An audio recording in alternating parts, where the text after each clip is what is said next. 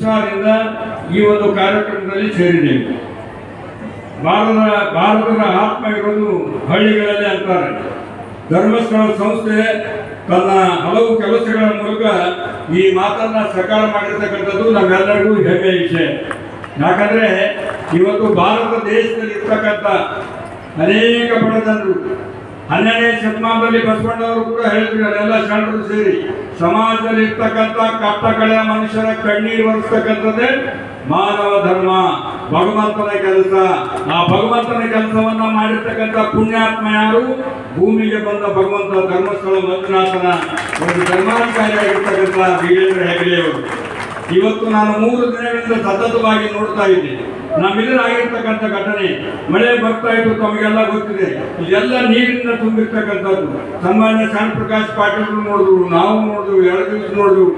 ಎಲ್ಲ ಚೆನ್ನಾಗಿತ್ತಂತ ಹೇಳಿ ಏನು ಕಾರ್ಯಕ್ರಮ ಚೆನ್ನಾಗಿ ಆಗ್ತದೆ. ನಿನ್ನೆ ಮಳೆ ನಿಂತಿತ್ತು, ಮತ್ತೆ ಸಾಯಂಕಾಲ ಮಳೆ ಬಂತು. ಮಳೆ ಬಂದಾಗ ನಾವೆಲ್ಲರೂ ಸೇರಿದ್ದೆವು. ನಾನು ಹೇಳಿದೆ, ಎಲ್ಲ ಗಾಬರಿ ಏನು ಮಾಡ್ಬೇಕಂತ ಹೇಳಿ. ಧರ್ಮಸ್ಥಳದ ಮಂಜುನಾಥನ ಕೆಲಸ, ಮಂಜುನಾಥನ ಮಾಡ್ಕೊಳ್ತಾನೆ, ಅವ್ರಿಗೆ ಇಷ್ಟ ಇದ್ರೆ ಇಲ್ಲದ್ರೆ ಗೆಲ್ತದೆ ಅಂತಕ್ಕಂಥ ಮಾತನ್ನ ನಾನು ಇದೇ ಮಾತನ್ನ ನಾವೆಲ್ಲ ಇದೇ ಸಮಕ್ಷ ಇದೇ ವೇದಿಕೆ ಮೇಲೆ ಹೇಳಿದ್ದೇನೆ. ಯಾಕಂದ್ರೆ ನಾನು ನೋಡಿದ್ದೇನೆ, ನಮ್ಮ ಧರ್ಮಪತಿಯವ್ರ ಮೇಲೆ ವೇದಿಕೆ ಮೇಲೆ ಇದ್ದಾರೆ. ನಾನು ಶಾಸಕನಾಗ್ಬೇಕು ಹೇಳಿ 14 ವರ್ಷ ಅನ್ನ ಬಿಟ್ಟಿದ್ರು ಅವರು. ನಾನು ಬಿಟ್ಟು ಕೂಡ ಹೇಳಿದೆ, ನಾನು ಆರಿಸಿ ಬಿಡಂಗಿಲ್ಲ, ಸಾಕು ಬಿಡು ಅನ್ನ ಬಿಡುವಂತೆ. ಇಲ್ಲೆಲ್ಲ ಬಿಡಂಗಿಲ್ಲ ಅಂದ್ರು. ನಾನು ಶಾಸಕನಾದ್ಮೇಲೆ ಅವ್ರ ಹತ್ರ ಹೋದೇನೆ. ಧರ್ಮಸ್ಥಳ ಹೋಗಿ ಅವ್ರಿಗೆ ಅನ್ನ ಊಟ ಮಾಡಿಸ್ಕೊಂಡು ಅವ್ರ ಹತ್ರ ಕೂತ್ಕೊಂಡು, ಅಪ್ಪರೇ ನಾನು ಶಾಸಕನಾಗಿದ್ದೀನಿ, ದಯಮಾಡಿ ತಾವು ಸಾಕಷ್ಟು ಜನಪರ ಕಾರ್ಯಕ್ರಮಗಳನ್ನು ಮಾಡಿದ್ರಿ. ನಮ್ಮ ಪಾಳೆಯವಾದಂಥ ಗ್ರಾಮದಲ್ಲಿ ಕೂಡ ತಾವು 1 ಲಕ್ಷ ರೂಪಾಯಿ ಚೆಕ್ಕನ್ನು ಕಳಿಸಿದ್ರಿ. ಇಂಥ ಅನೇಕ ಕೆಲಸಗಳನ್ನು ಕೂಡ ತಾವು ಮಾಡ್ತಾ ಇದ್ರಿ. ದಯಮಾಡಿ ನಮ್ಮ ದಕ್ಷಿಣ ಮತಕ್ಷೇತ್ರದಲ್ಲಿ ಬಹಳ ಹಿಂದುಳಿದ ಭಾಗ ಆಗಿರ್ತಕ್ಕಂಥ ಈ ಕ್ಷೇತ್ರ, ಇದರಲ್ಲಿ ತಾವು ಒಳ್ಳೆ ಕಾರ್ಯಕ್ರಮಗಳನ್ನು ತೆಗೆದುಕೊಳ್ಬೇಕು, ದಯಮಾಡಿ ತಾವು ಆದೇಶ ಕೊಡ್ಬೇಕಂತ ಹೇಳಿ ನಾನು ಅವ್ರ ಪಾದಕ್ಕೆ ಬಿದ್ದು ಬೇಡ್ಕೊಂಡಿದ್ದೆ. ಅವತ್ತೇ ಹೇಳಿದ್ರು.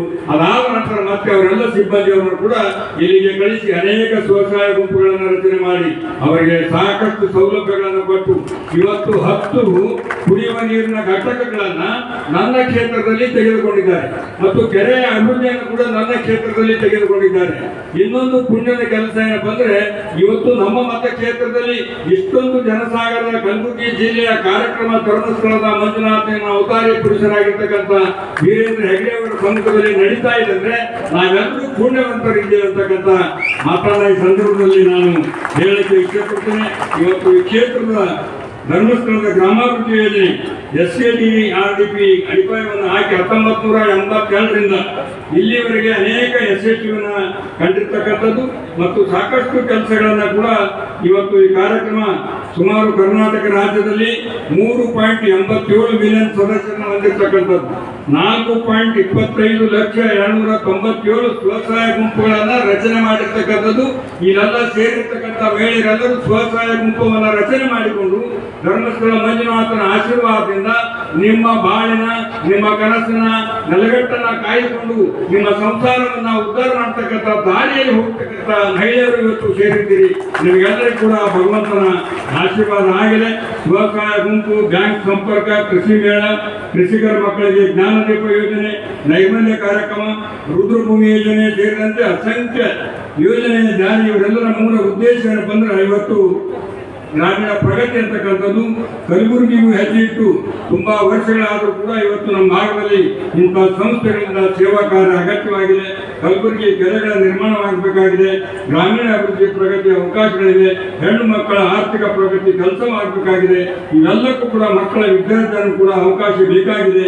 ಬರುವ ದಿನಗಳಲ್ಲಿ ಹೆಗಡೆಯವರ ಈ ಕೆಲಸಗಳನ್ನ ಇಲ್ಲಿ ಪ್ರೇರಣೆ ಆಗಲಿ ಅಂತಕ್ಕಂಥ ಮಾತನ್ನ ಇವತ್ತು ಹೇಳಿ ನಾನು ಹೆಚ್ಚಿನ ಸಮಯವನ್ನು ತೆಗೆದುಕೊಳ್ಳದೆ ಬರ್ತಕ್ಕಂಥ ದಿವಸದಲ್ಲಿ ಇನ್ನೂ ಹೆಚ್ಚಿನ ಸಹಾಯ ಸಹಕಾರ ಸರ್ಕಾರ ಕೂಡ ಯಾವತ್ತೂ ಇರ್ತದೆ. ನಾವೆಲ್ಲರೂ ಅವರ ಬೆನ್ನಲ್ಲಿಗೆ ಇರ್ತೀವಿ. ಇಲ್ಲಿ ಕಲಬುರಗಿ ಜಿಲ್ಲೆ, ನಮ್ಮ ದಕ್ಷಿಣ ಮತಕ್ಷೇತ್ರದಲ್ಲಿ, ನಮ್ಮ ಜಿಲ್ಲೆಯಲ್ಲಿ ನಮ್ಮ ಮಂತ್ರಿಗಳು ಕೂಡ ಪ್ರಿಯಾಂಕಾ ಖರ್ಗೆ ಅವರು ಇವತ್ತು ಕೆಲವು ಕಾರಣಗಳಿಂದ ಬರಲಿಲ್ಲ. ಶಾನ್ ಪ್ರಕಾಶ್ ಪಾಟೀಲ್ ಆಗಲಿ, ಪ್ರಿಯಾಂಕಾ ಖರ್ಗೆ ಆಗಲಿ, ಡಾಕ್ಟರ್ ಅಜಯ್ ಸಿಂಗ್ ಅವರಾಗಲಿ, ನಮ್ಮ ನಾಯಕರಾದ ಸನ್ಮಾನ್ಯ ಮಲ್ಲಿಕಾರ್ಜುನ್ ಖರ್ಗೆಜಿ ಅವರು ಕೂಡ ತಮ್ಮ ಯಾವತ್ತೂ ಕೂಡ ಒಳ್ಳೆಯ ಕಾರ್ಯಕ್ರಮಕ್ಕೆ ತಮ್ಮ ಸಹಕಾರ ಇದೆ ಅಂತಕ್ಕಂಥ ಮಾತನ್ನ ಈ ಸಂದರ್ಭದಲ್ಲಿ ಹೇಳುತ್ತಾ ನಮಗೆ ಕರೆಸಿ ಅವರು ಮಾತನಾಡಲಿಕ್ಕೆ ಅವಕಾಶ ಮಾಡಿಕೊಟ್ಟಿದ್ದಕ್ಕಾಗಿ ತಮ್ಮೆಲ್ಲರಿಗೂ ವಂದಿಸಿ